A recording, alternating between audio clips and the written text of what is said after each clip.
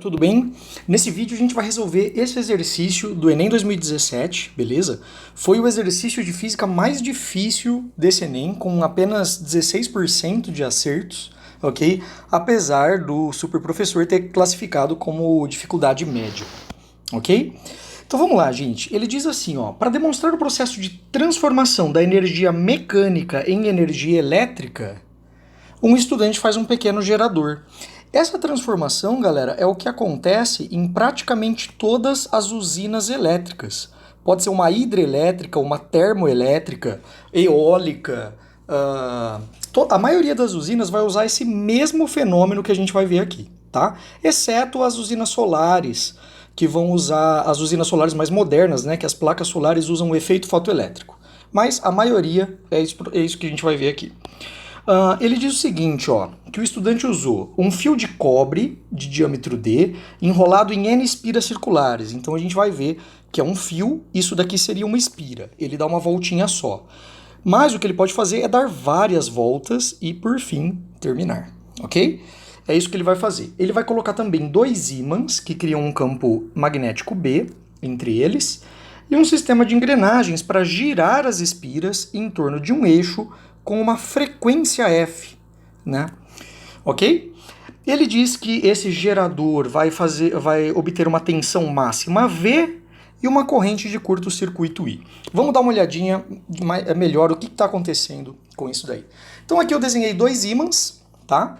E entre eles uma região onde o campo elétrico é mais ou menos constante. É um campo elétrico que tem sempre a mesma direção e sempre o mesmo valor. Ali dentro dessa região foi colocada a espira, tá? E ela vai dar um certo número de voltas por tempo, um número de voltas por tempo constante, né? Ou seja, ela tem uma frequência em hertz conhecida e que a gente pode controlar. Ele fala bastante do diâmetro do fio, tá? Que você não pode confundir com o diâmetro da espira, tá? Uma coisa é quanto ele enrolou as espiras. Outra coisa é a espessura do fio, tá? O diâmetro do fio é basicamente a espessura de cada fiozinho, beleza? E ele tem N espiras, né? Ou então ele deu N voltas.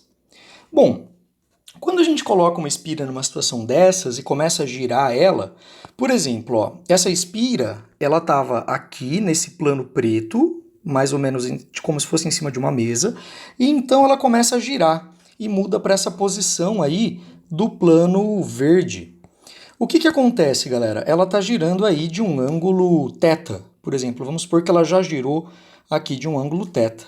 Esse ângulo θ é o mesmo ângulo que vai aparecer aqui, ó, entre esses vetores, que são normais, né? Normal ao plano preto e normal ao plano verde, beleza? Esse é o ângulo θ.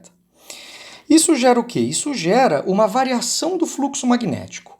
O fluxo magnético, se você lembrar, φ de B, é o valor de B, o valor desse campo, que é constante, né? Vezes a área da espira, não confundir com a área da secção transversal do fio, tá? É a área da espira, essa área aqui, tá bom?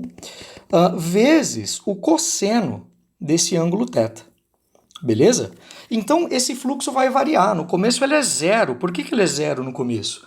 Porque o campo estava passando sem atravessar a espira. Ele passava pela espira, mas não atravessava ela, né? E depois ele chega num valor máximo, que é quando a espira estiver bem na vertical, no plano da vertical, o campo magnético vai estar atravessando ela em cheio, né? Então essa é a ideia. Então ela fica oscilando. Depois ela vai ser zero de novo e fica oscilando. Beleza? A gente sabe que quando uma espira sofre isso daí, ela gera uma DDP induzida. Existe uma lei que fala que a variação do fluxo magnético, o delta do fluxo magnético, dividido pelo delta tempo, né? Ou seja, a velocidade com que ela varia no tempo, vai gerar uma DDP induzida. A gente pode usar U, né, que é comum para DDP, ou epsilon, que seria uma força eletromotriz. Afinal de contas, isso daqui é um gerador de eletricidade. Ainda a gente deve notar que isso aqui é oposto, tá? Então, se, por exemplo, enquanto o fluxo está crescendo, a DDP gerada é negativa. Só quando o fluxo estiver diminuindo, a variação do fluxo estiver diminuindo, é que nós vamos ter uma DDP positiva. tá?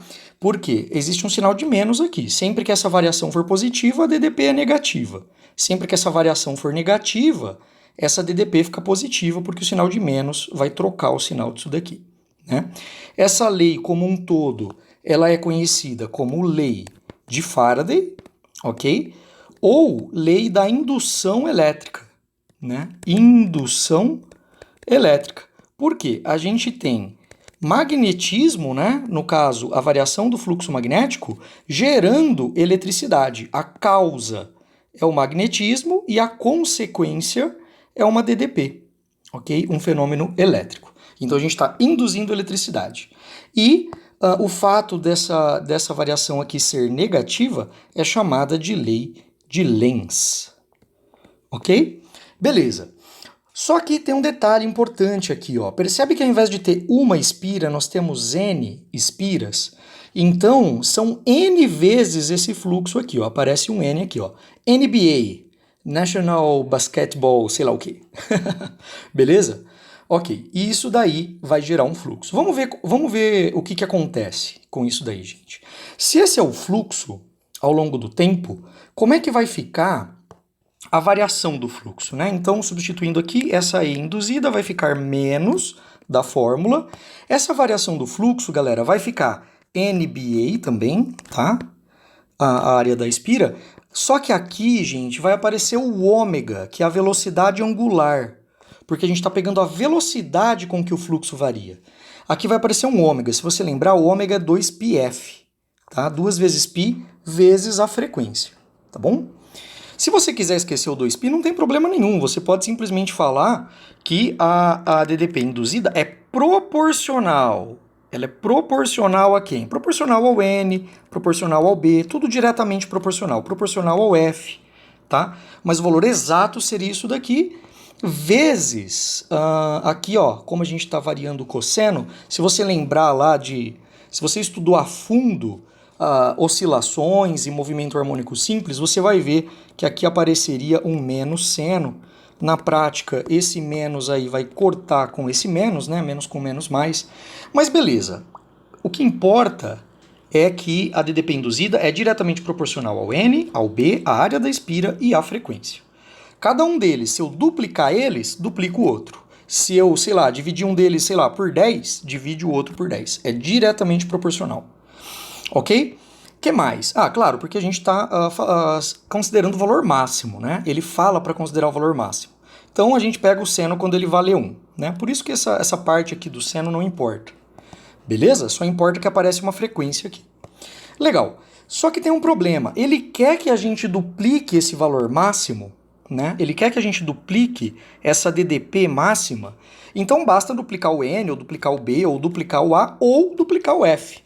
Só que ele dá mais uma condição, tá? A condição que ele dá é a seguinte, que não mexa na corrente de curto-circuito, que eu vou chamar de ICC. O que é corrente de curto-circuito? Todo gerador tem uma corrente de curto-circuito. Por quê? Quando eu dou DDP para um gerador, né, eu dou uma DDP que é epsilon para ele. Agora, a DDP que de fato eu vou ter no gerador é aquela epsilon que ele está gerando de eletricidade menos a resistência interna dele vezes a corrente que passa por ali. Então, nesse gráfico aqui, o que vai acontecer? Quanto maior for a corrente, a DDP útil vai caindo, caindo, caindo, caindo até valer zero. Só quando a corrente é zero que eu teria o epsilon mesmo, né? Para outros valores de corrente, eu teria DDPs menores. Tá bom? E essa corrente máxima que eu posso aceitar é exatamente a corrente de curto-circuito, ICC. Ela acontece quando a DDP fica zero, né? Então zero é igual a epsilon menos RI, e aí isolando o I do lado de cá, você vai ver que ele é simplesmente epsilon sobre R, tá bom? Se você desenvolver a expressão. Então olha só, o que nós temos aqui? Nós temos que o epsilon, como eu disse, é a questão mais difícil do Enem, gente, então ela é trabalhosa. Mais difícil daquele Enem de 2017. Esse epsilon, a gente já viu que ele é NBA vezes a frequência de rotação, né? Dividido pela resistência interna do fio. Mas quem é essa resistência interna do fio? É por isso que a espessura dele é importante, por isso que ele mencionou a espessura do fio. A gente sabe aquela fórmula famigeradamente conhecida como rola, certo? É a segunda lei de Ohm, que diz que a resistência de qualquer fio, eu estou usando R porque é uma resistência interna, é a resistividade do material vezes o comprimento do fio total, dividido pela área do fio. Bom, vamos lá. A resistividade não vai ser muito importante, mas ela está aí, a gente não vai mexer nela. Não vai mudar o material do fio. O comprimento do fio, ora, se ele dá uma volta, ele andou 2 vezes π vezes o raio da espira, né? Agora, ele não deu só uma volta ali, um comprimento de circunferência, né? Um cachupiri. Ele não deu só um cachupiri, ele deu n voltas. Então é n vezes isso, tá bom? Esse daqui, portanto, é o comprimento. Tudo isso dividindo pela área da espira. Opa, perdão, não pela área da espira, pela área da secção transversal do fio, ok? Esse Azinho aqui é da secção transversal do fio. O que é essa secção transversal do fio, gente? É π vezes o raio do fio ao quadrado. Mas a gente não tem esses valores, o raio da espira, o raio do fio. A gente só tem o diâmetro do fio. O que dá para fazer é o seguinte, ó. Isso aqui é ρ vezes 2π. O raio da espira, eu vou deixar assim por enquanto, tá? Vezes o n, dividido, aqui vai ficar π. Opa, que maravilha, porque o π vai cortar com π. O raio do fio, gente, é metade do diâmetro. Então é o diâmetro do fio, esse sim ele deu, ó, dividido por 2. Tudo isso ao quadrado. Obviamente, o que vai acontecer, né? Eu já vou fazer aqui mesmo. Esse quadrado vai pegar o cara de cima. Opa, peraí. Vai pegar o cara de cima, mas também vai pegar o 2 de baixo, fazendo aparecer um 4 aqui. Beleza? No final das contas, a resistência interna desse fio, esse 4 vai lá para cima, né? Vai ficar 8, o 4 com o 2 lá em cima. E aí, vezes ρ, vezes o RE, vezes o N. Vamos substituir isso aqui agora e ver o que acontece. Vai ficar 8 vezes ρ, mas são caras que não importam pra gente, porque a gente só está pensando na proporcionalidade. Aqui vai aparecer... Opa!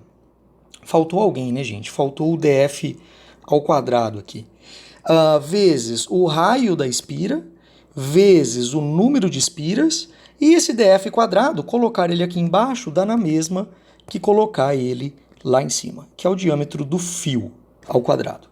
Olha que maravilha, gente. Alguém vai se cortar aqui, ó. Esse n cancela com esse n, e isso é ótimo, porque, pensa comigo, ó, se eu duplicar o número de voltas... Isso vai gerar vai fazer com que a DDP duplique, exatamente como o enunciado pede. Mas se eu duplicar o número de voltas aqui, nada acontece, né? Porque ele já até cortou. Então eu não mexo na corrente de curto-circuito, né? Eu não mexo no meu ICC, a corrente de curto-circuito. Portanto, a alternativa correta é a alternativa A. A frequência de giro não vai fazer isso, porque se eu duplico aqui, eu duplico aqui também. Então, tanto a DDP quanto a corrente de giro a corrente de curto vai mexer. A área da espira, ok, eu duplico aqui, só que aqui, gente, eu não desenvolvi tudo para não ficar muito grande. A área da espira tem a ver com o raio da espira. Você teria que fazer o seguinte, você sabe que a área da espira é π vezes o raio da espira ao quadrado.